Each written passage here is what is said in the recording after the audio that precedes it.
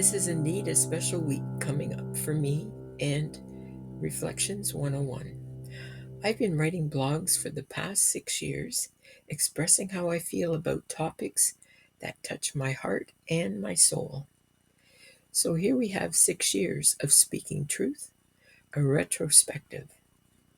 Over the past 6 years, this blog platform has been a space for truth telling, advocacy, and connection.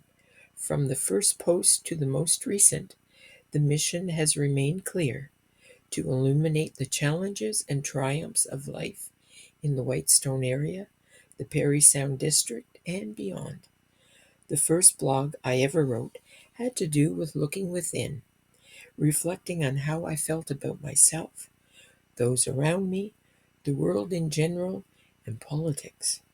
Since there are many things that interest me, from art to ancestors, politics to philosophy, heart to hearth, and life to death, I have written about it all, expressing the good, the bad, the ugly, about many topics that have touched me personally.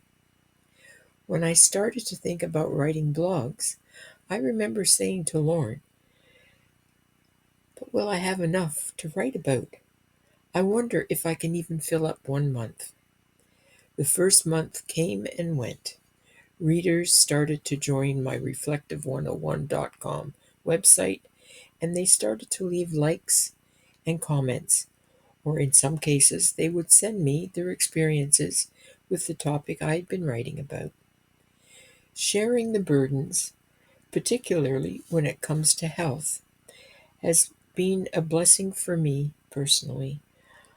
I cope with chronic illness so much better since I have started to share what is happening within my mysterious body. It has given me the opportunity to help uh, not just myself, but others to take care of their own health and hopefully promote the importance of being your own advocate, particularly when it comes to concerns within your own health. To be proactive in getting a doctor and being able to share with your healthcare partners how you are doing and what you need. Why do I write? Blogging is like breathing for me. I don't know what I would do if I wasn't able to write anymore. It has become a natural part of my week. I sometimes have no idea what I will share with you, and then there is something in the news that gets my thoughts going. Why is some why is someone doing something that upsets so many innocent people? I like to take it up for the underdog. You may have noticed. There's maybe something affecting the community that I love in a negative way. For instance, the Parry Sound Pool and Cultural Center. A pool in a lake-rich area. Has the pool brought doctors to this area? I think not. Jamie McGarvey, the mayor of Parry Sound, is not the leader, organizer, or planner that he thinks he is. Had a pool been that important to him 30 years ago as a councillor? No. Or he would have been out fundraising for an affordable pool. No, he needed to get $23 million in grants from the federal and provincial governments and get the surrounding mayors involved in his scheme for a pool for Parry Sound. It has been a fiasco to my way of thinking. When Parry Sound dove into plans for a shiny new pool, few expected the ripple effects to reach their tax bills. But as soon as construction costs ballooned and fundraising stalled, residents are left wondering, are we swimming into debt before the first lap is even taken?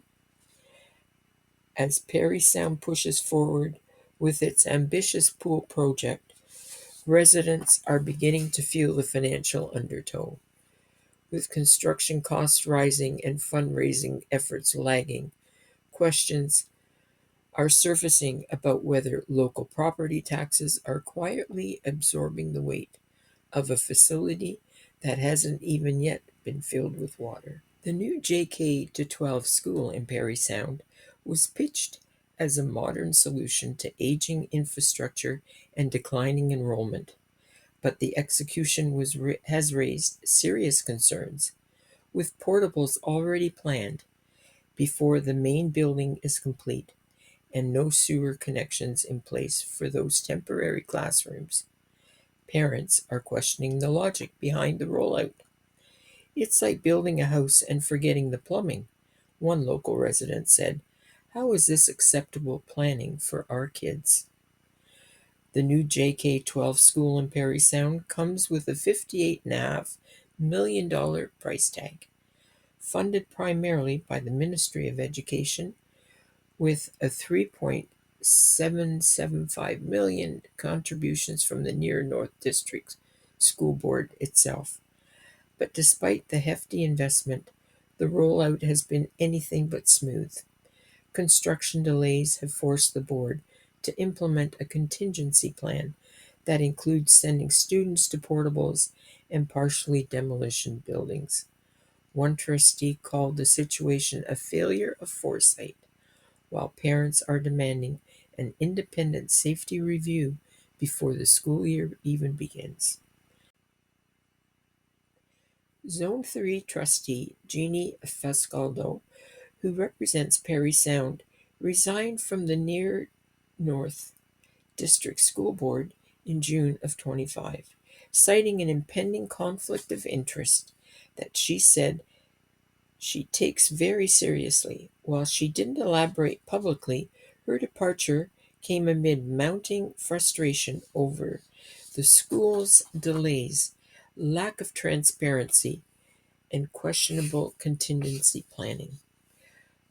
Fascaldo had been a vocal advocate for keeping McDougall Public School open, even as the ministry expected it to close. Her resignation left many wondering whether internal board tensions and possibly pressures from higher up played a role. In her letter, she emphasized honesty and integrity, and she was deeply grateful for the chance to represent her community.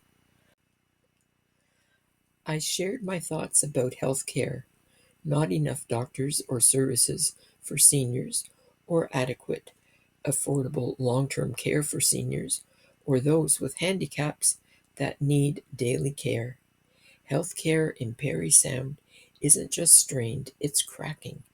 With thousands already without a family doctor and seniors facing dwindling support, the region is bracing for a full blown crisis. The numbers are staggering, but the stories behind them are even more urgent. When basic care becomes a luxury, what does that say about our government's priorities?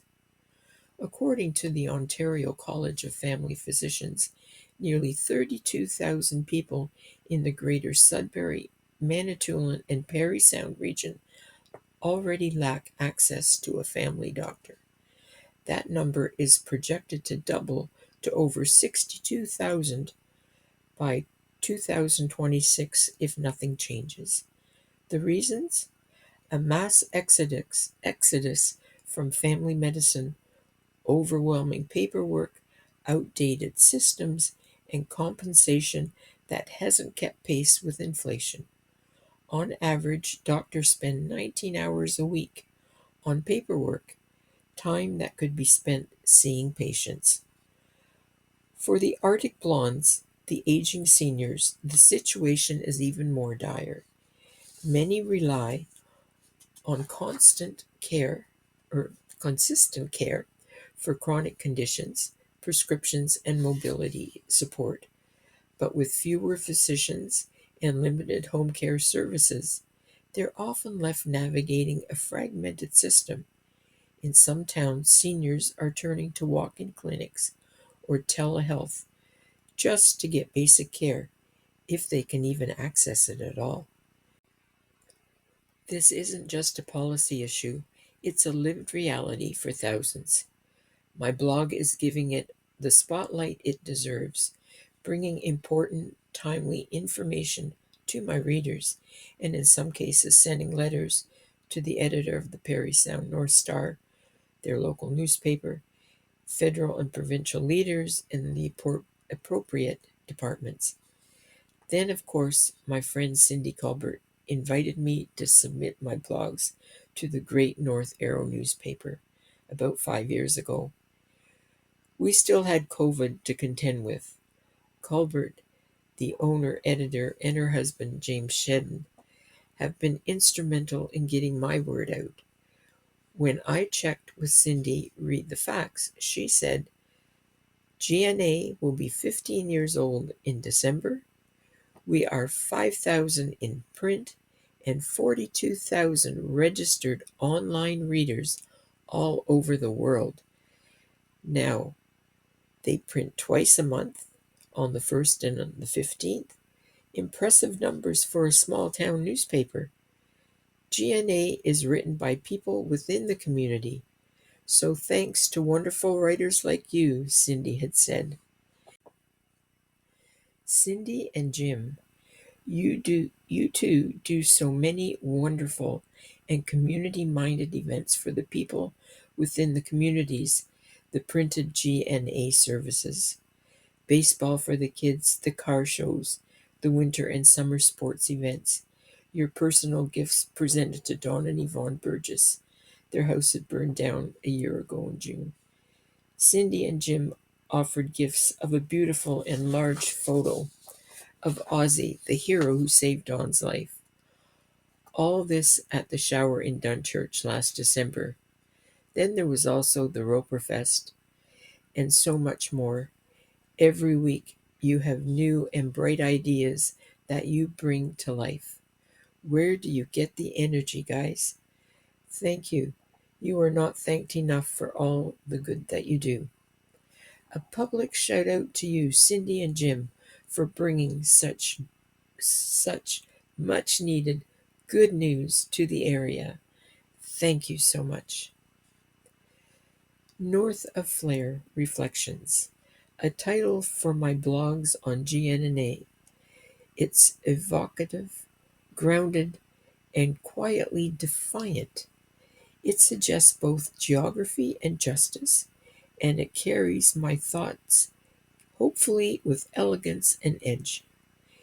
It tells readers this column isn't just commentary, it's a compass.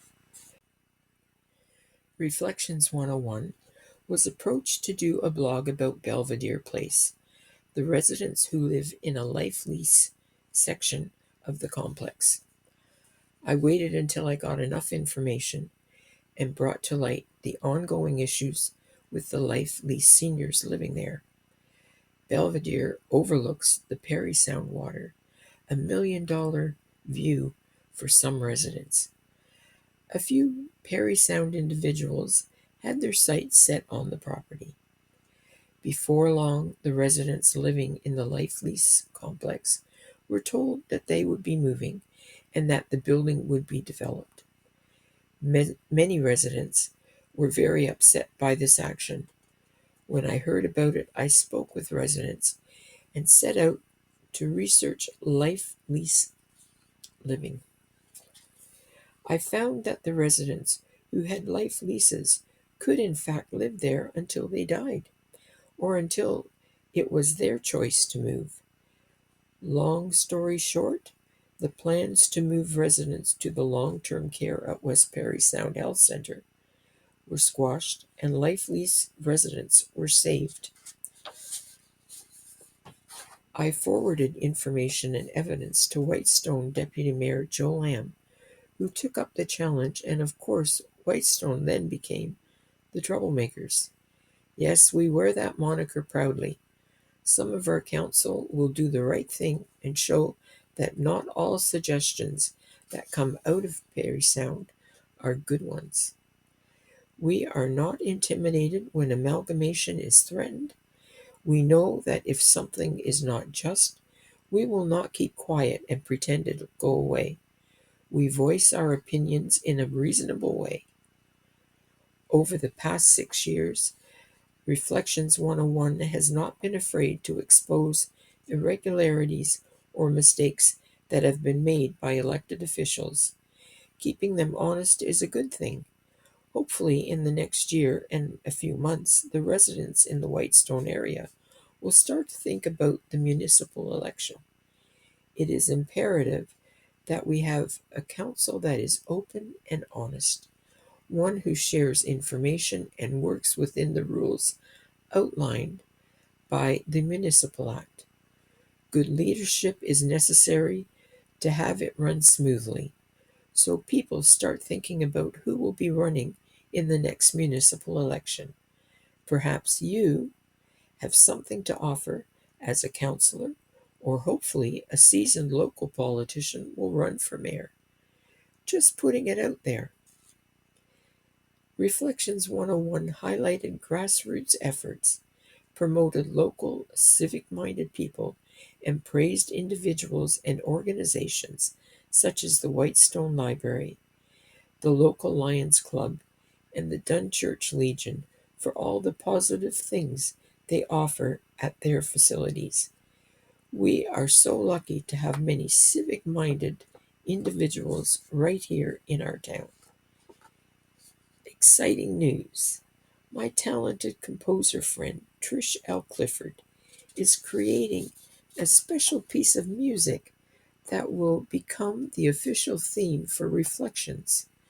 The intro is already complete, and I'll be using it as the opening for upcoming podcasts and vlogs for my YouTube channel, Reflections 101 by Catharina Bowers. My goal is to transform at least one blog per month into a podcast, bringing these stories to life in a whole new way. Once the full composition is ready, I'll share it with you and reveal more about the channel's direction and future plans. So, my final shout out goes to Trish for gifting me this beautiful music. Thank you, my lovely friend. Your creativity is helping give Reflections 101 its own voice. A timely update. Today's blog is getting a fresh new life as a podcast episode to celebrate our 6th anniversary. It will be released on August 28th on my YouTube channel, Reflections 101 by Catharina Bowers. I am thrilled to bring my written reflections into spoken format, adding depth and voice to the stories you've connected with. Stay tuned for the premiere and don't forget to subscribe so you won't miss it. I want to thank my viewers and my readers for sticking with me and being there to help celebrate the 6th anniversary. Thank you so much. I'm Catharina Bowers.